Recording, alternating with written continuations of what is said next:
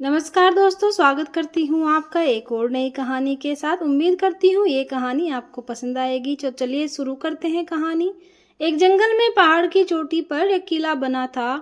किले के एक कोने के साथ बाहर की ओर एक ऊंचा विशाल देवदार का पेड़ था। किले में उस राज्य की सेना की एक टुकड़ी तैनात थी। देवदार के पेड़ पर एक उल्लू रहता था।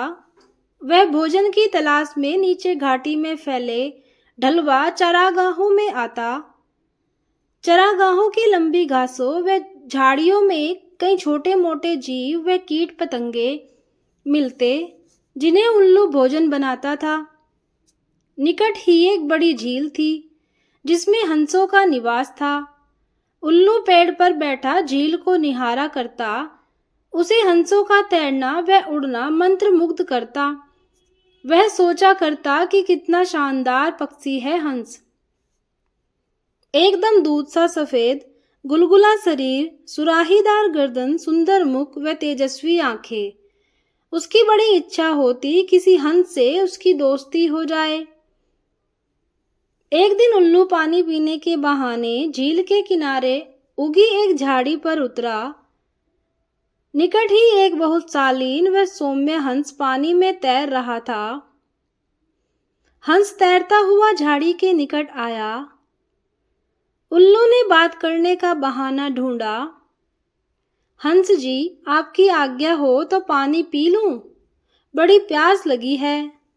हंस ने चौंक कर उसे देखा और बोला, मित्र, पानी प्रकृति द्वारा सबको दिया गया वरदान है, उस पर किसी एक का अधिकार नहीं है। उल्लू ने पानी पिया, फिर सिर हिलाया जैसे उसे निराशा हुई हो। हंस ने पूछा, मित्र, असंतुष्ट नजर आ रहे हो, क्या प्यास नहीं बुझी? उल्लू ने कहा, हे हंस, पानी की प्यास तो बुझ गई, पर आपकी बातों से मुझे ऐसा लगा कि आप नीति व ज्ञान के सागर हैं। मुझ में उसकी प्यास जग गई है, वह कैसे बुझेगी? तब हंस मुस्कुराया, मित्र, आप कभी भी यहाँ आ सकते हैं, हम बातें करेंगे।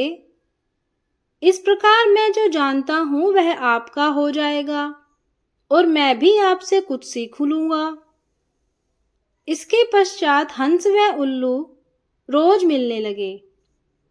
एक दिन हंस ने उल्लू को बता दिया कि वह वास्तव में हंसों का राजा हंसराज है।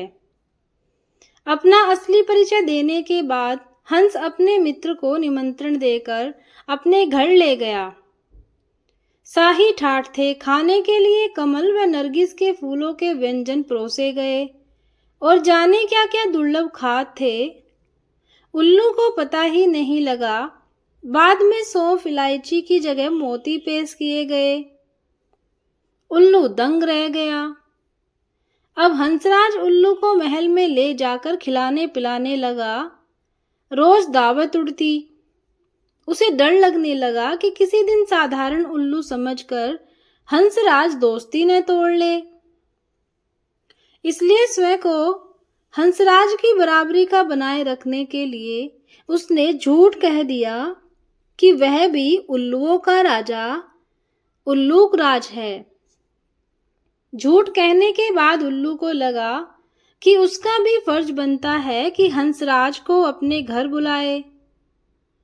एक दिन उल्लू ने दुर्ग के भीतर होने वाली गतिविधियों को गौर से देखा और उसके दिमाग में एक युक्ति आई। उसने दुर्ग की बातों को खूब ध्यान से समझा, सैनिकों के कार्यक्रम नोट किए। फिर वह चला गया हंस के पास। जब वह झील पर पहुंचा तब हंसराज कुछ हंसनियों के साथ जल में तैर रहा था। उल्लू को देखते ही हंस बोला, मित्र, आप इस समय? उल्लू ने उत्तर दिया, हाँ मित्र, मैं आपको आज अपना घर दिखाने व अपना मेहमान बनाने के लिए ले जाने आया हूँ। मैं कई बार आपका मेहमान बना हूँ, मुझे भी सेवा का मौका दीजिए। हंस ने टालना चाहा। मित्र, इतनी जल्दी क्या है, फिर कभी चलेंगे। उल्लू ने कहा, आज तो आपको लिए बिना मैं यहाँ से नहीं जाऊंगा। हंसराज को उल्लू के साथ जाना ही पड़ा। पहाड़ की चोटी पर बने किले की ओर इशारा कर उल्लू उड़ते उड़ते बोला, वह मेरा किला है। हंस बड़ा प्रभावित हुआ। वो दोनों जब उल्लू के आवास वाले पेड़ पर उतरे तो किले के सैनिकों की परेड शुरू होने वाली थी। दो सैनिक बुर्ज पर बिगुल बजाने लगे। उल्लू दुर्ग के सैनिकों के कार्यक्रम को याद कर चुका था, इसलिए ठीक समय पर हंसराज को ले आया था। उल्लू बोला, देखो मित्र, आपके स्वागत में मेरे सैनिक बिगुल बजा रहे हैं। उसके बाद मेरी सेना परेड और सलामी देकर आपको सम्मानित करेगी। नित्य की तरह परेड हुई और झंडे को सलामी दी गई। हंस समझा सचमुच उसी के लिए यह सब हो रहा है। अंततः हंस ने गदगद होकर कहा, धन्य हो मित्र, आप तो एक सूरवीर राजा की भांति ही राज कर रहे हो। उल्लू ने हंसराज पर रोब डाला, मैंने अपने सैनिकों को आदेश दिया है कि जब तक मेरे परम मित्र राजा हंसराज मेरे अतिथि हैं, तब तक इसी प्रकार रोज बिगुल बजे वे सैनिकों की परेड निकले। उल्लू को पता था कि सैनिकों का यह रोज का काम है, दैनिक नियम है। हंस को उल्लू ने फल, अखरोट व बनफशा के फूल खिलाए।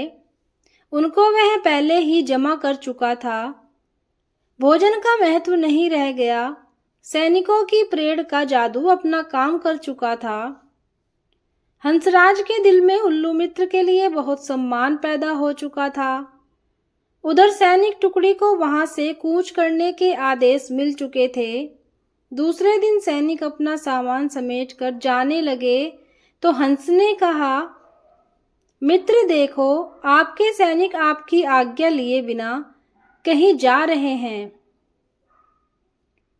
उल्लू हड़बड़ाकर बोला, किसी ने उन्हें गलत आदेश दिया होगा, मैं अभी रोकता हूं उन्हें।